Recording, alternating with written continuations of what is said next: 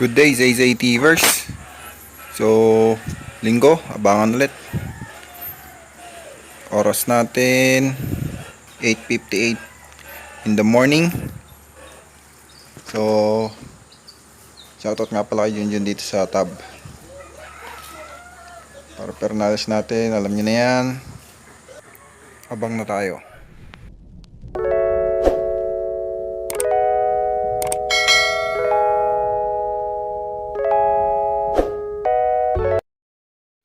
Ito yung forecast. Okay, ito na, nakasetup na tayo. Mag-abang na tayo dun kay Blue Bar natin na sinali natin sa fundraise. Medyo mainit yung panahon. Kagabi, malakas yung ulan. Ayan, basa pa yung sahig.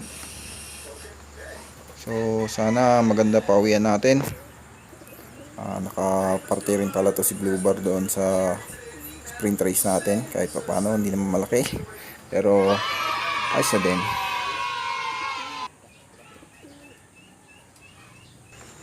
Siya nga pala, hindi tayo nakapagkarga nung Wednesday kasi nagsusubo na siya eh. Medyo payat.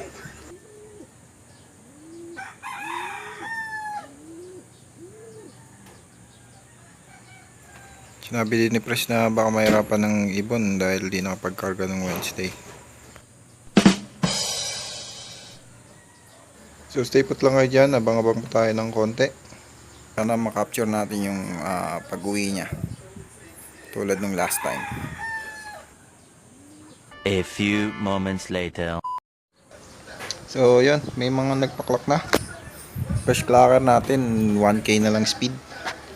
Mukhang magiging mababa ang speed na natin ngayon dahil siguro mainit o kaya dahil di sanay kasi medyo bandang kaliwa yung release point. So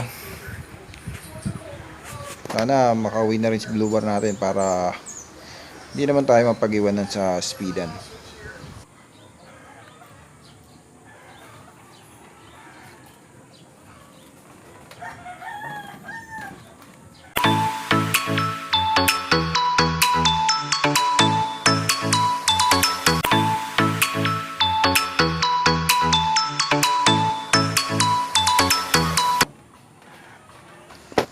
So may mga mangilan-ngilan na nga dumaan.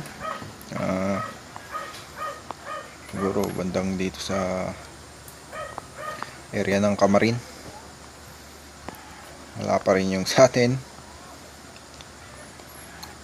Abang pa tayo ng konti pa. Dadating din naman yun. Wag lang sana tumukod. Kasi yung init ng panahon talaga. Ako nga dito nasa lilim na eh. Grabe, init na init pa rin. So balikan ko kayo.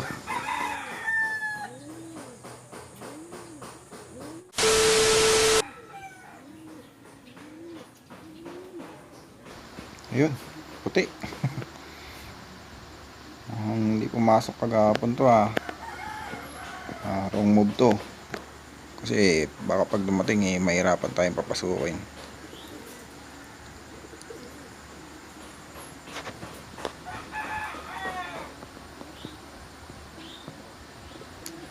Gahanap kasi ng itugan tong mga to at nagpaparisan na. Hindi pa natin sinisimulan yung project nating breeder cage o yung breederan natin.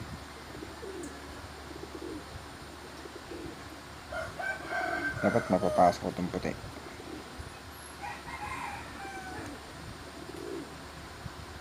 So abang-abang lang tayo dito at sana bating na si Blue Bar kasi tumingin din ako sa clacking, medyo wala nang 900 ang speed. Pag lang sanang tumukod yun at dahil nga nagsusubo baka mauhaw sa daan eh sobrang init pa naman.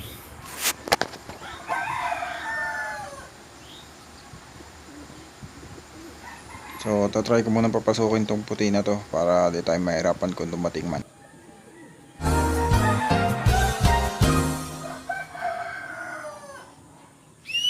One eternity later.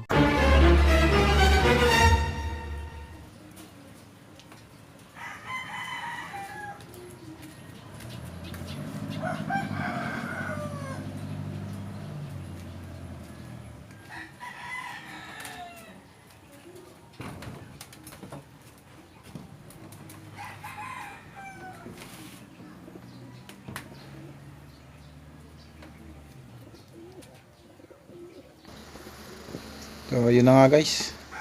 Hindi natin napapasok yung puti.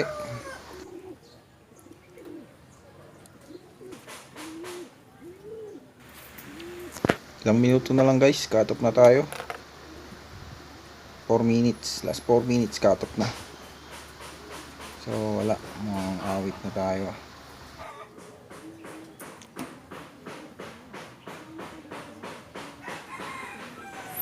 Pag umuwi, update ko na lang kayo guys. Medyo mahaba na rin itong video natin.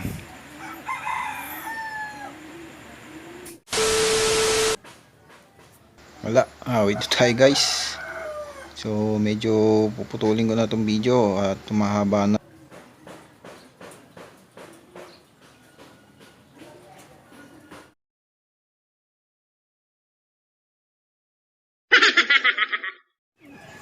Ito na siya guys. Umuwi siya pero late na. Cut off na. Pagod to kakalipad.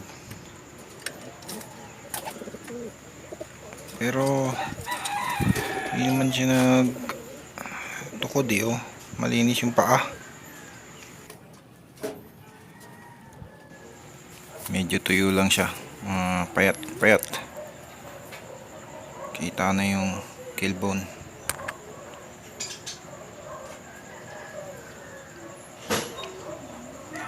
Nagkatotoo yung sabi ni Pres. So obserbahan natin siya tapos kondisyon na lang natin siya ulit. Mahaba pa naman ng pahinga nito.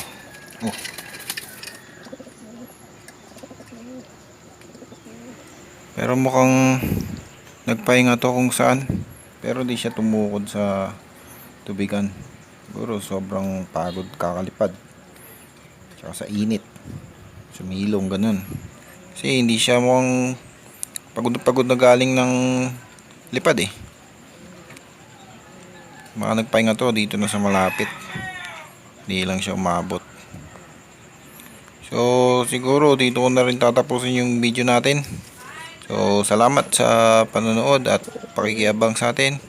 Huwag niyo kalimutang mag-subscribe sa ating channel.